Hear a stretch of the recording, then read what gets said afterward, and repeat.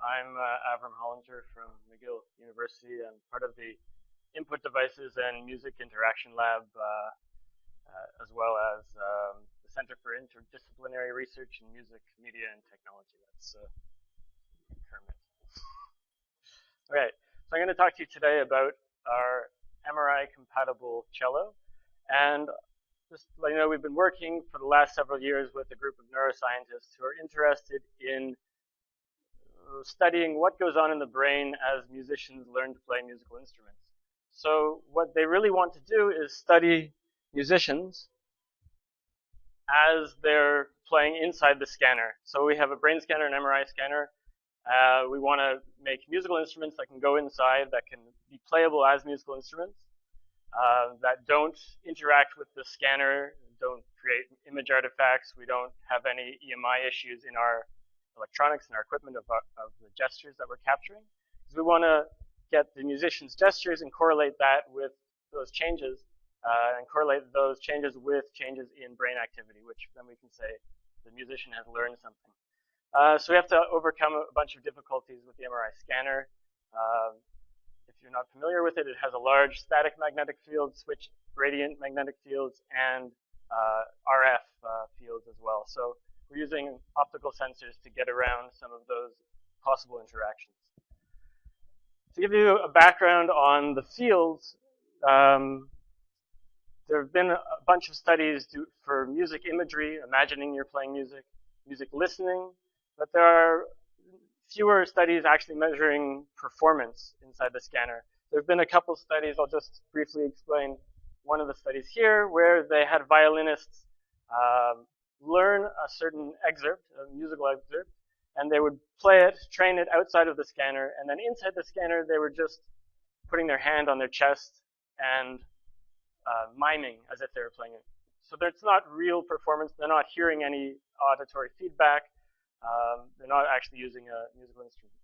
So what we've done for the past little while is develop MRI-compatible piano keyboards. So these are optically sensed as well, where we can measure which key is being pressed and when, and also kind of the trajectory of the key as it's being depressed.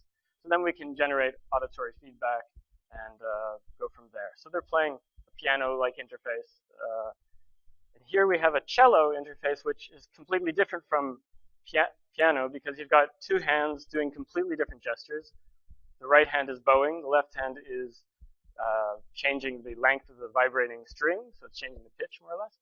And another difference between piano and cello is once you've started playing a note, you can manipulate the amplitude, the pitch, you can change that as you're playing the note, which is different from piano. You hit the hammer, hits the string, it vibrates, and you can only change when it starts damping. So this is another important difference for neuroscientists and for musicians. So we also want to provide auditory feedback, and we can provide them actual auditory feedback of the string vibrating of the cello, or we can electronically process that, pitch shift it, and then they will have to correct for some motor action there. So they have to shift to compensate. So we're really looking at three different places where we're going to capture different musician gesture. One is the fingerboard here. The strings run along this way. We've got a reduced body cello because it has to fit inside the scanner with the musician. The bridge would be here, so we were measuring the string vibration, and not shown here is the bow. So we'll get into that too. For this study, or for this project and other projects, we've developed our own circuitry because we have to actually put this equipment in the field. This is multiple channels, 24 channels, let's say. So we have to design the circuitry, which is the opto-electronic, interrogating the fiber optic cables that we're using, amplifying those signals, and then multiplexing and turning that into a digital signal.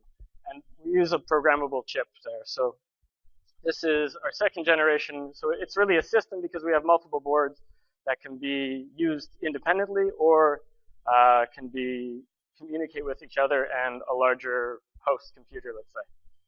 So just to get into the instrument, this is a fiberglass composite body that we designed. In this instance, we're using a 3D printed fingerboard embedded with fiber optic proximity sensors, so we can measure the touches of the finger with the string and the fingerboard. So we're looking at where on the fingerboard the musician is interacting with the string, more or less. So we have, this is a 3D printed model, as you can see. We're using gut strings, which is a Baroque technology from 1600s on, because we can't use metal inside the scanner. So here's just a picture of touching the fingerboard with the string a few times. We get pretty good signal.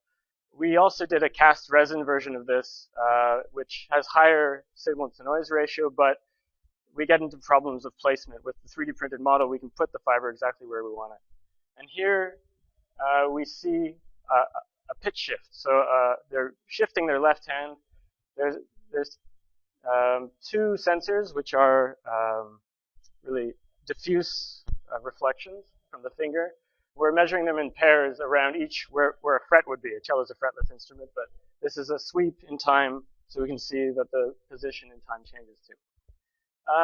We developed a contact and a non-contact string sensor. This is the non-contact version. It's just a transmission mode, pretty simple here with two fibers.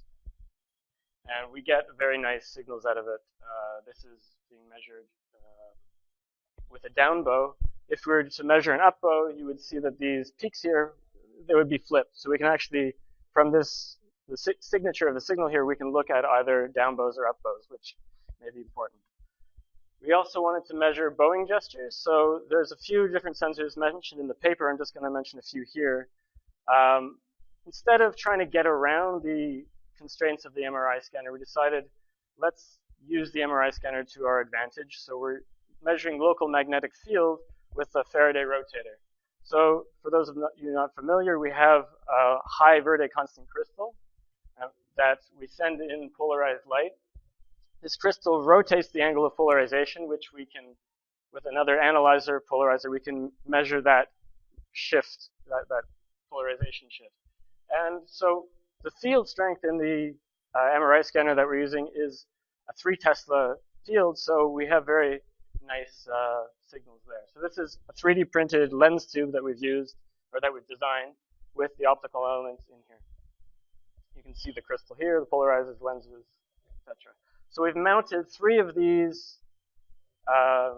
Faraday rotators orthogonally to get a 3-axis magnetic field sensor, as well as some fiber optic compression sensors or force sensors in the frog, or the base, it's called the frog, and the tip of the bow here.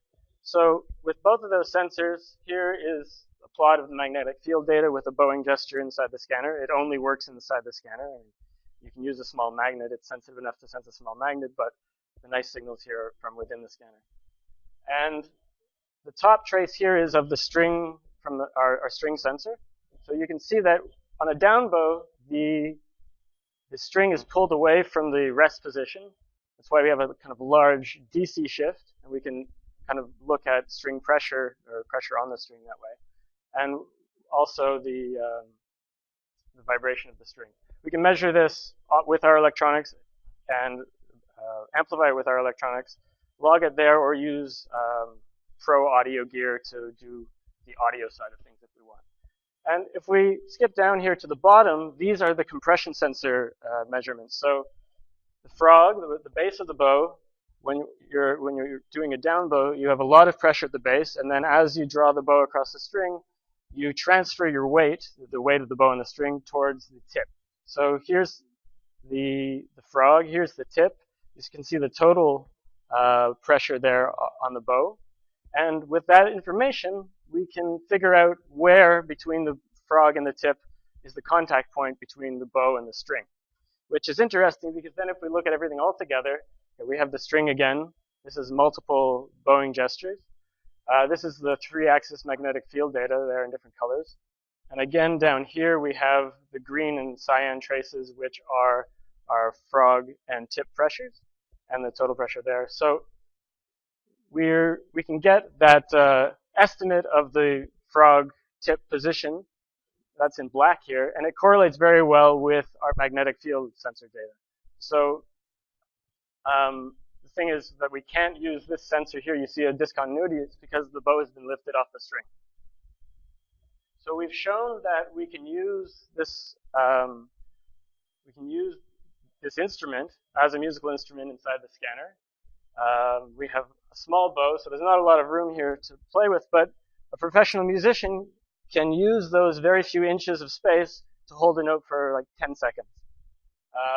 And we've shown that there aren't any artifacts. Everything's compatible and working. I'll play just a short sound sample. I don't know if you guys will hear it, but.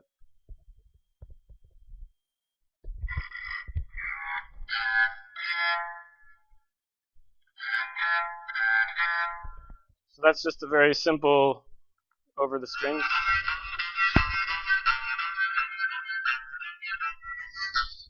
So it's a playable instrument. That's all I'm trying to show there.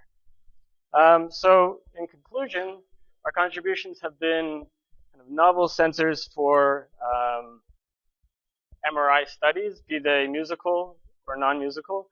We can use these studies with other psychological or neurological tasks, such as stroke rehabilitation. There are applications perhaps in MRI-guided intervention. And we've enabled neuroscientists to conduct novel studies. These studies have not been done before with actual performance with music. So I guess I'll thank my supervisor, Marcelo Wanderley, my collaborators in neuroscience, Dr. Penhune and Dr. Zatori, and thanks to my lab, the IDMIL, and special thanks to Stephen Phillips and Anthony for the CAD design that they were integral to that portion of the work. So thanks to also my other collaborators.